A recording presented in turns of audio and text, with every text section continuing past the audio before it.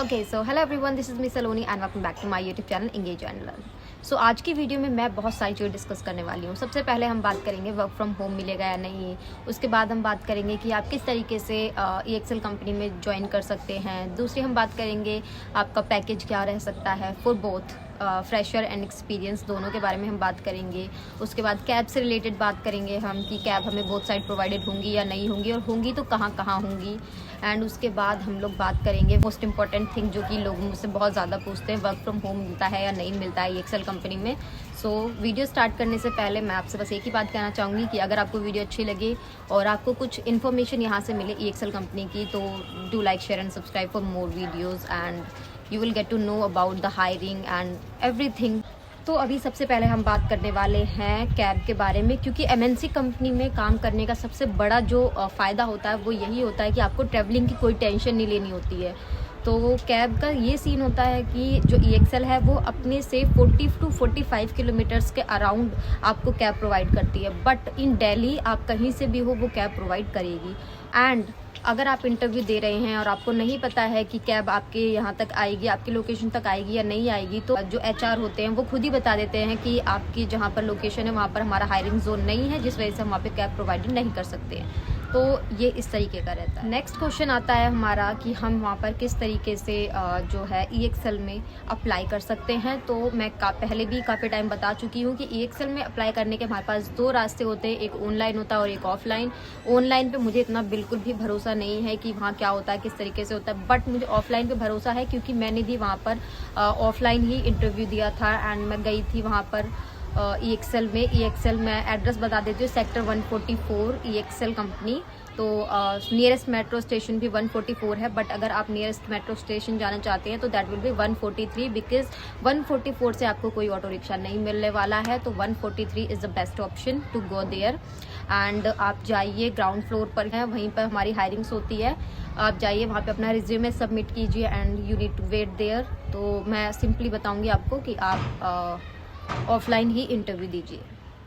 अब main question जो आता है वो आता है कि सैलरी, आई मीन पैकेज का क्या हिसाब है। तो जो फ्रेशर्स होते हैं उनका मैंने पहले भी बताया है कि ऑलमोस्ट 2.5 LPA से लेकर के 3 LPA तक का रहता है वहाँ पर फ्रेशर्स के लिए। एंड फ्रेशर्स के लिए तो ये रहता है, बट अगर आप एक्सपीरियंस है तो इसकी कोई लिमिट नहीं है किस तरीके से। तो मुझे इतनी नॉलेज नहीं है एक्सपीरियंस की, बट आई थिंक कि 3 to 6 तक होगा वहाँ पर एक्सपीरियंस का, एंड बेस्ड ऑन कि आपका कितना एक्सपीरियंस है।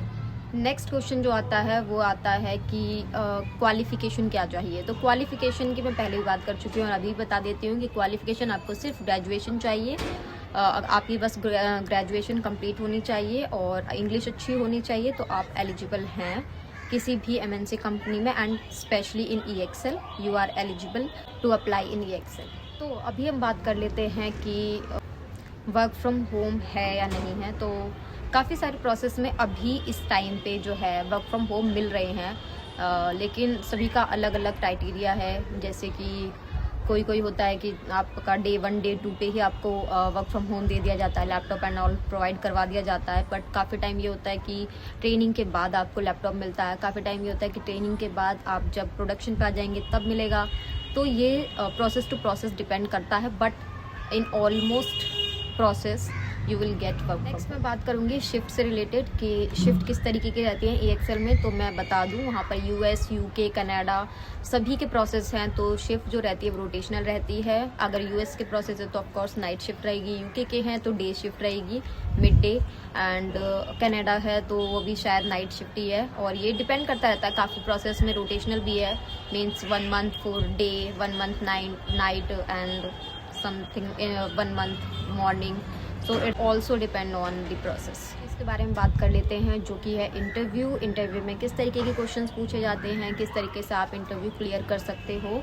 तो इंटरव्यू में सिंपल क्वेश्चंस पूछे जाते हैं, बहुत ही ज़्यादा सिंपल। अगर आपकी इंग्लिश अच्छी है तो नो डाउट कि आप इंटरव्यू बहुत जल्दी और बहुत इजीली क्लियर कर सकते हो। इंटरव्यू के बाद हमारे 2 इंटरव्यू होते हैं, जैसे कि मैंने पहले ही बता रखा है। फर्स्ट राउंड होता है हमारा HR राउंड एंड सेकंड होता है मैनेजर राउंड। उसके बाद जो आता है मेन चीज़ जो कि हमारा MCAT टेस्ट, वो भी बहुत ईजी होता है, इतना हार्ड नहीं होता है। जो मेन चीज़ है वो है टाइपिंग टेस्ट। उसमें आपको 25 वर्ड पर मिनट एंड 95% एक्यूरेसी चाहिए होती है। अभी मेरी कैब आने वाली है और मैं रेडी हूँ, तो चलते हैं ऑफिस और मिलते हैं अपने फ्रेंड्स से। तो जैसे मैं ऑफिस पहुंची, आज इन लोगों ने डिसाइड किया था कि जो गेम हारेगा वो हमें कॉफ़ी या चाय पिलाएगा। तो अयमन्यु भाई हार चुके हैं।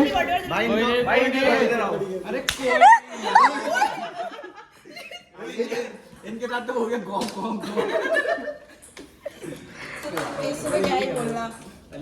भाई साहब कोहरा। अरे यार पता मैं लाना भूल गई आज, पता है जल्दबाजी के चक्कर में। बात सुन रही रिकॉर्ड होगी, अच्छी नहीं लगेगी ना। दिस इज पिलांशी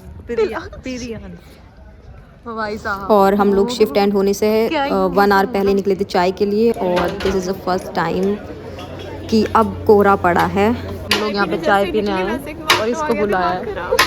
ये लड़की जैसी नीचे आई, इसको टास्क साइन हुआ है ऑटो का और हाफ एन आवर रह रहा है। ये दोनों एक दूसरे तरफ उंगली मत लाइक करें, सब्सक्राइब करें, घंटी बजा दें।